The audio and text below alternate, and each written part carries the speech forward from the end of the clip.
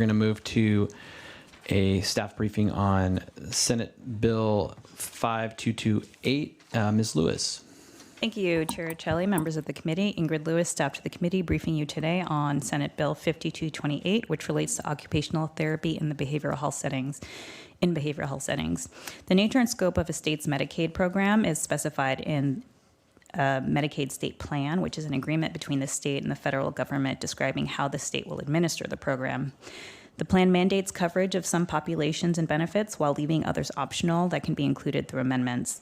The Healthcare Authority is a state agency that administers the Washington Medicaid program, and services are primarily delivered through contracted managed care organizations under a comprehensive risk contract to provide prepaid health services to persons enrolled in the Medicaid plan. For the Community Behavioral Health Program, the HCA also contracts with behavioral health administrative services organizations to provide crisis response and involuntary treatment services. Occupational therapy is a form of therapy used to help patients develop, recover, improve, and maintain skills needed for daily living and working. The state Medicaid plan currently covers occupational therapy services under several service modalities, but it's not covered in the section of the plan that provides for behavioral health services. Senate Bill 5228 adds occupational therapy to the list of services that MCOs and BHASOs may provide to persons with behavioral health disorders who are enrolled in a Medicaid program or who qualify for BHASO services within funds appropriated by the legislature. The HCA must add coverage for occupational therapy for behavioral health clients to the Medicaid state plan by June 30th, 2024. That concludes my remarks. I'm happy to respond to any questions. Any questions for staff? Seeing none, Senator Dingra, please come up and tell us a little bit about your bill. It's good to see you. Thank you so much. Good afternoon. My name is Marka Dingra, State Senator from the 45th Legislative District, and it's such a pleasure to be here with all of you. And thank you, Chair Celli and Ranking Member Schmick, for hearing this bill, which is unanimous out of the Senate. So this last year, Rep. Orwell and I spent a lot of time doing tours all across the state, along with Representative Davis, to really take a look at crisis services, how people are providing these services across our state. And we came across a program that really fascinated me in Seattle, where they're using occupational therapists as part of the mental health team. And when you take a minute to think about it, it just makes so much sense. Our occupational therapists ensure that people know how to engage in daily living, how and when to take their meds, how to do personal hygiene, how to just survive in the world. And when we're dealing with individuals with severe mental illness, they are a very important part of the team. And that's what this bill says. It says occupational therapists can work with individuals with behavioral health disorders. And I do want to be a little snarky about this, so if you will, please bear with me. We have integration. This bill should not be needed, because OTs are provided if you have a medical issue, a physical health issue, but they're not when you have a mental health issue. And so if we believe in parity, we want integration, I shouldn't have had to do this bill, because the service should just be covered because there's a need for this service. However, here's the bill, and it also helps ensure that people can stay stable out in the community, hopefully alleviating the need for them to be hospitalized. And so I think it really is a critical component in ensuring that our individuals struggling with severe mental illness can actually get the services and help they need. So I'm happy to answer any questions, and I apologize for the snarky comment. I just couldn't resist. We're okay with it, turns out. Any questions for the good senator? Seeing none, we'll reopen the hearing on Senate Bill 5228, and we'll now begin to work our way down the list, starting with public testimony on 5228. Madam Vice Chair.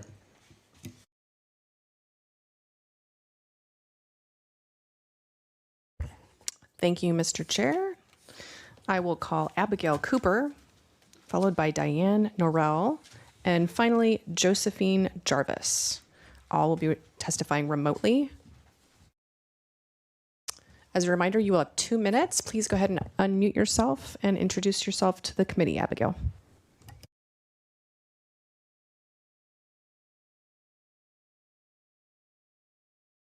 Hi there, can you hear me? We can. Thank you. Good afternoon, Mr. Chair and committee members. My name is Abigail Cooper, and I'm an occupational therapist at the Downtown Emergency Service Center, or DESC. DESC is a licensed community behavioral health agency and permanent supportive housing provider. We serve people experiencing homelessness, many with behavioral health conditions. I am here today in support of Senate Bill 5228. OTs are important members of behavioral health teams. We enable clients to participate in necessary daily activities, often complicated by behavioral health conditions, everything from getting dressed to managing a household budget. We also help clients engage in activities that provide purpose and meaning, which support long-term recovery. Our job is to make everyday life easier so that clients can focus on their longer-term goals. For example, DESC's permanent supportive housing is a life-changing opportunity for our clients. However, it can be a challenging transition after years of living homeless with a behavioral health condition. Clients must independently manage meal preparation, laundry, and basic household maintenance. These challenges are often exacerbated by mental illness, history of trauma, or brain injury. OTs are specially trained to address these concerns and bridge the gap between deficit and success. Recently, housing staff alerted me about a resident whose sink was filled with rotting food, risking both infestation and serious property damage. Besides prior homelessness, this resident has a long history of serious mental illness and substance use disorder, and consequently lacked some basic skills necessary for healthful apartment living. Through OT assessment, it became clear that she wanted to keep a clean living space, but had no cleaning products, and she remembered that salt was an abrasive cleaner. Her sink was filled with salty tortilla chips.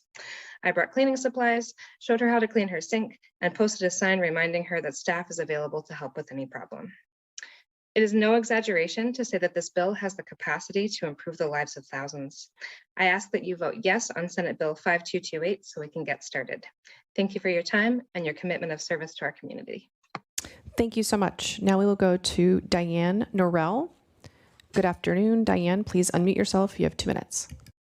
Thank you, committee members, for the opportunity to be able to testify today. My name is Diane Norrell. I have had a career in behavioral health for 47 years, working as an occupational therapist, a social worker, a clinical researcher, and an academic. And I've always worked in the public system with patients and clients who have long-term psychiatric conditions.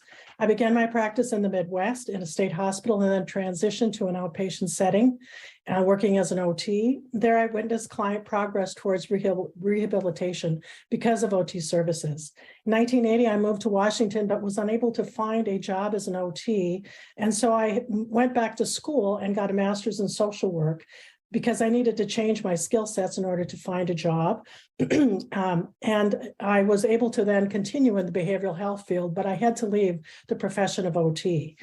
I can say, though, that every day as a social worker, I utilize my occupational therapy knowledge and skills.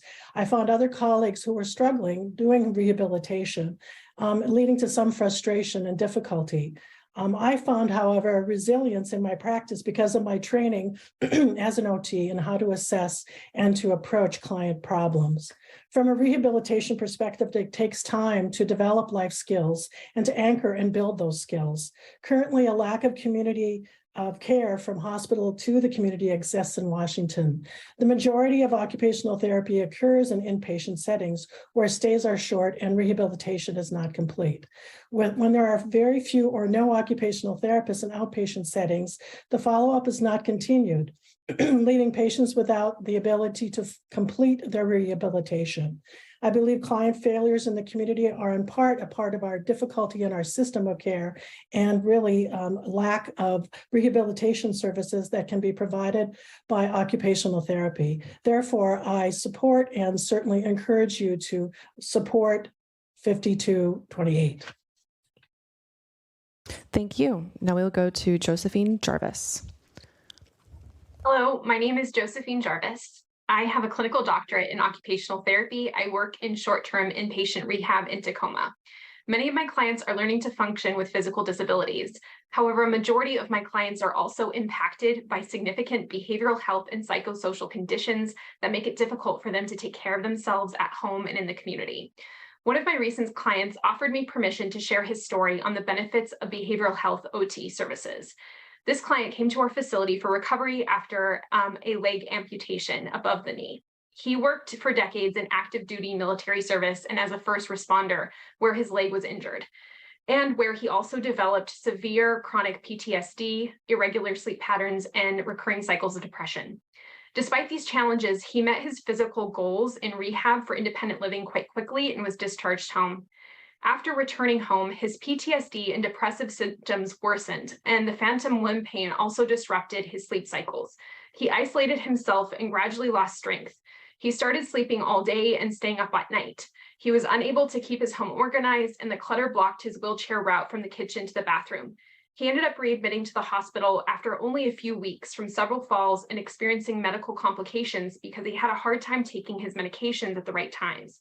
During his second rehab stay, I was able to focus my OT services on his behavioral health challenges and not his physical challenges alone. I helped him simplify his daily and weekly routine, changed his sleep pattern, and taught him progressive muscle relaxation along with mirror therapy to manage his phantom limb pain throughout the day. I educated him on how that pain is not just in the body, it's also in the mind and impacted by the environment and our past experiences. We brought in custom help to aid in organizing his living space.